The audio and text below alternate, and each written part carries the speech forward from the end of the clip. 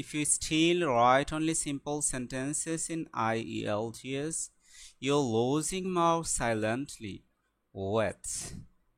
Wait, complex শুনে ভয় পেয়ে গেছেন?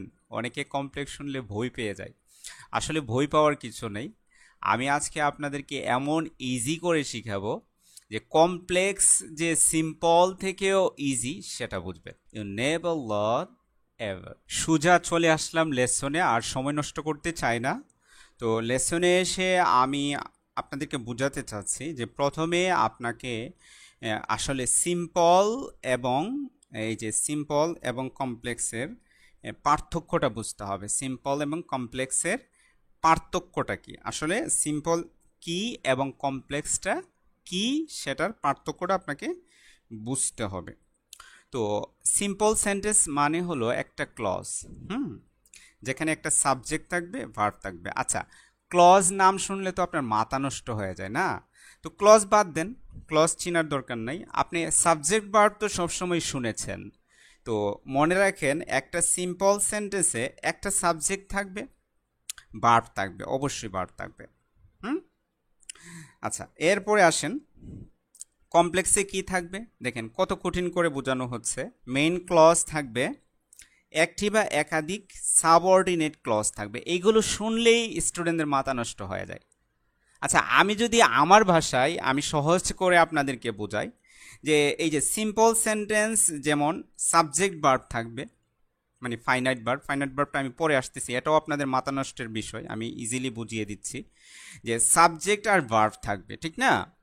এমন 2টা 3টা 4টা সিম্পল সেন্টেন্স যদি, আরও অনেক, আপনি কোঅর্ডিনেট কনজাংশন এবং সাবঅর্ডিনেট কনজাংশন। এখন কোঅর্ডিনেট কনজাংশন শুনলেও মাথা নষ্ট হয়ে যায়, মাথার মধ্যে জ্বালা ধরে। সাবঅর্ডিনেট কনজাংশন শুনলেও মাথার মধ্যে জ্বালা ধরে। এগুলো শোনার দরকার নেই, আপনি যেটা পারেন আমি বলি। যেমন বিকজ, সিন্স, অলদো, এগুলো জীবনে শোনেননি? অবশ্যই শুনেছেন।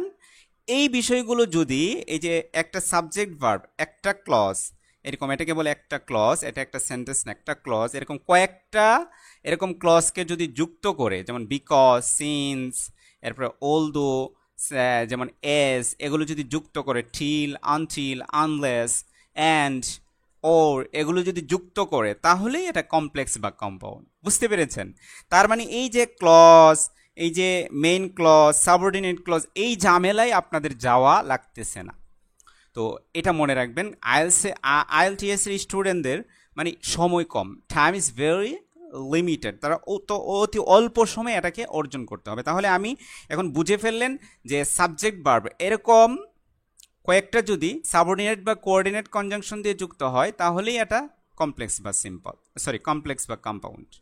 তো এরপরে আমরা দেখি আমি আরেকটু সহজ করে আপনাদেরকে বোঝাতে পারি কিনা।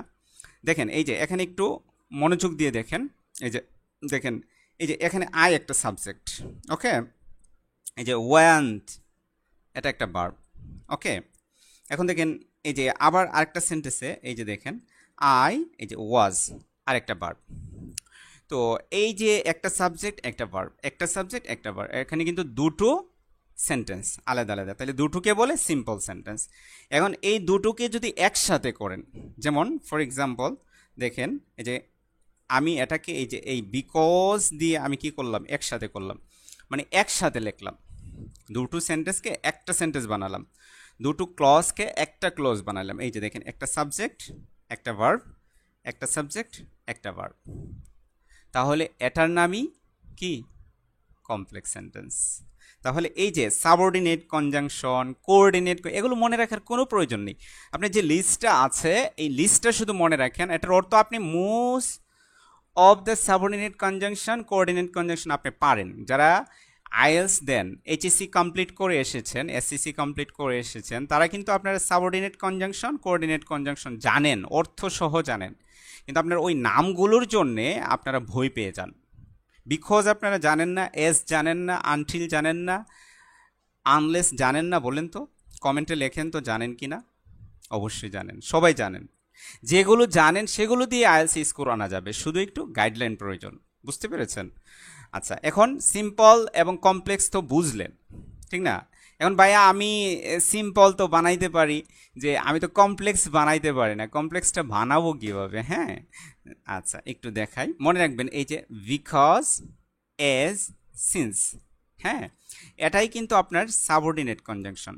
হুম, আচ্ছা এত কঠিন নাম আপনার মনে দরকার নাই, যে এটা দিয়ে যখন আমরা দুইটা সেন্টেন্স, ধরেন সেন্টেন্সই বললাম আমাদের ভাষায়, যদিও এটা ভুল, গ্রামাটিক্যালি ক্লজ বলতে হয়। তো সেন্টেন্স যদি আমরা একসাথে করি, দুইটা সিম্পলকে যদি আমরা একসাথে করি, তখনই এটা কমপ্লেক্স হয়ে যাবে। তো আমরা কখন এগুলো ইউজ করব, কখন আমরা বিকজ ইউজ করব, কখন আমরা অ্যাজ ইউজ করব, কখন আমরা সিন্স ইউজ করব, এটা একটু শিখতে হবে, এটা একটু মনে রাখতে হবে। মনে রাখবেন যে এই যে সিন্স, বিকজ, অ্যাজ, সিন্স, এটা মানে কারণ। বলেন কি, আমার সাথে বলেন, কারণ। প্র্যাকটিস করতে হবে, আমরা সবাই জানি, এগুলো জানি, কিন্তু আমরা ইন্টারে, আমরা এসএসসিতে পড়ে এসেছি। সো আপনারা জানেন না সেটা আমি ভাবি না, আপনারা সবাই জানেন।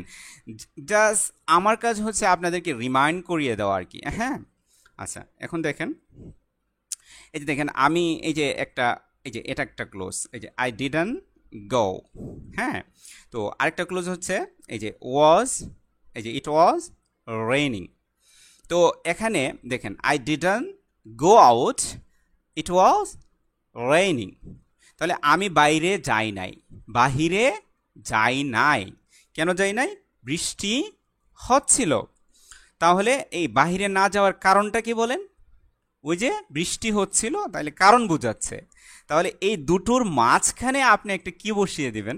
ওই যে বিকজ বসিয়ে দেবেন, অথবা অ্যাজ বসিয়ে দেবেন, অথবা সিন্স বসিয়ে দেবেন, তাহলেই তো এটা কমপ্লেক্স হয়ে যাবে। Very simple. আচ্ছা এরপরে দেখেন, আচ্ছা দেখেন তো, এই যে I didn't go out because it was raining, এই যে বিকজটা শুধু বসাইছি, তাহলে কিন্তু আপনার ভ্যান্ড বেড়ে যাচ্ছে। আপনি যখন এগুলো, যে একজনে রাইট করলো বা স্পিক করলো যে আই ডিডন্ট গো আউট, এরপর আবার বললো ইট ওয়াজ রেইনিং, তার কিন্তু স্কোর একটু কম থাকবে, মানে ব্যান্ডটা কম থাকবে। আর যারা I didn't go out because it was raining, তার কিন্তু ব্যান্ডটা একটু বেশি থাকবে। তো আপনি কি ব্যান্ড বেশি চান? লেখেন তো কমেন্টে, কি চান? ব্যান্ড বেশি চান না কম চান? কে চান? কে 7 চান? একটু কমেন্টে লেখেন তো। আচ্ছা, আমি কিন্তু আপনাদের কমেন্টের আনসার করব এবং আপনাদের সব সমস্যা সলভ করে দেবো ইনশাল্লাহ। তো এখন তুমি জানো কমপ্লেক্স সেন্টেন্স মানে জাস্ট জটিল না, বরং এটা ব্যান্ড 7+ জন্য একটি শর্টকাট কি। এখন সিদ্ধান্ত তোমার, তুমি কি এখন শুধু সাধারণ বাক্যে আটকে থাকবে, নাকি আজ থেকে এক ধাপ এগিয়ে IELTS এ?